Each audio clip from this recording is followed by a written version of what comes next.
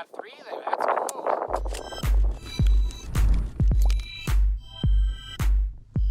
Hey guys, welcome back to my shed. Next to my reloading stuff. Last week I went out and recorded a video for some of you that requested it. A video about my Subsonic 5.56 rounds going into my AR-15. Whether or not that would cycle, I think we all knew that it wouldn't.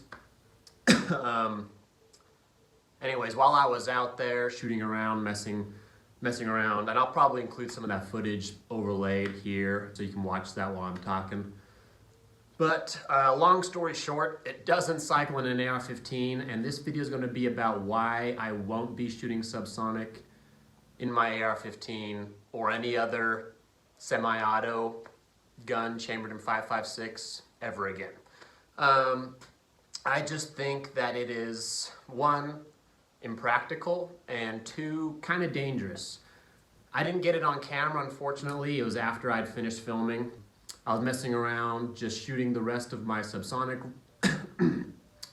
loads, and it's so quiet when you're shooting those. The action is much louder than any noise coming out of the barrel or any noise that the bullet is making downrange, impacting a target, dirt, grass. If it goes into any vegetation at all, you're not going to hear it. So you're going, if you're on a range where other people are shooting, that noise is going to drown out anything coming out of your gun, especially if you're running it suppressed.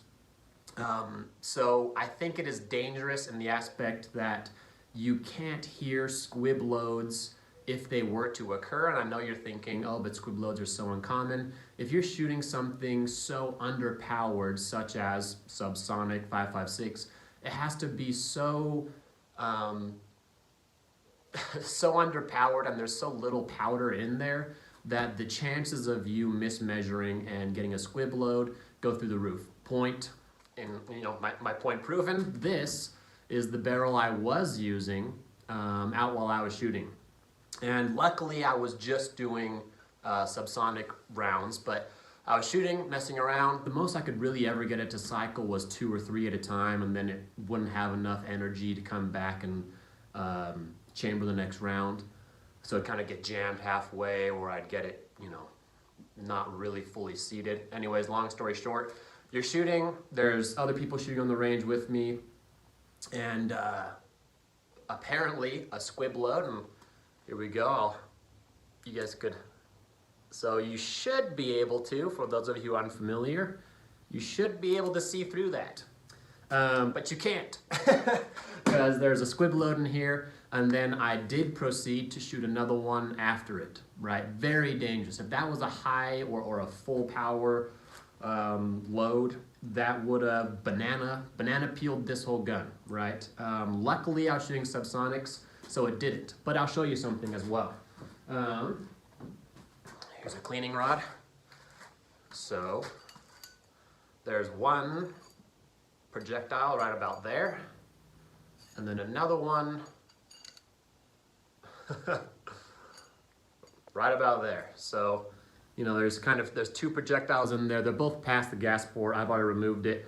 This barrel's junk. Took it to the shopsmith. I tried to ram it out myself. Couldn't do it. Took it to the shopsmith. He couldn't do it. He says, you need a hydraulic press to get out both of those. You could, he said, ram one down until it hit the next, but the amount of friction with 2 projectiles in there is too much. I figured, you know what, just junk it. Got a new barrel. It's coming this weekend. I'll install it. There you go. So I'm not going to experiment anymore with subsonics in my AR-15. I'll still use them in my bolt action. One, because it's a lot harder to just mag dump, so to say. There's less noise with the action, so I can really kind of listen for it going down range and hitting or impacting. So I will continue to use on that. I'm not going to use an AR-15s or any other semi-auto gun, and I would probably discourage anybody else from doing it too. There are other platforms, other calibers that are better for that. 9mm if you're running like a some kind of carbine length 9mm, that'd be awesome. Or 300 blackout's really popular in subsonics. So there's just other options. 5.56 was never meant to be subsonic. This was all kind of fun, but I won't be doing that again. And for those of you asking, it did hurt. Or those of you wondering, it did hurt a lot. My hand, I was worried for a second that I was either, I'd broken some bones or maybe lacerated my fingers. It was really cold that day as well, so that didn't help the pain. But as soon as it happened, I knew what had happened.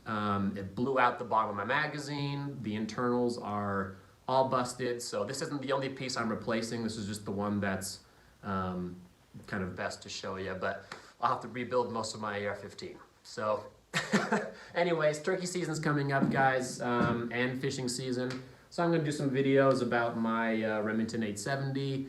I'm going to put a swivel stud in there. And we should be good to go there. Maybe some slow-mo fly fishing stuff. I don't know. This video or this YouTube channel is really just about me messing around, doing some of my hobbies. So anyway, stay tuned for those. If you have anything else you want to see me doing, we're doing gardening, we're doing some remodeling.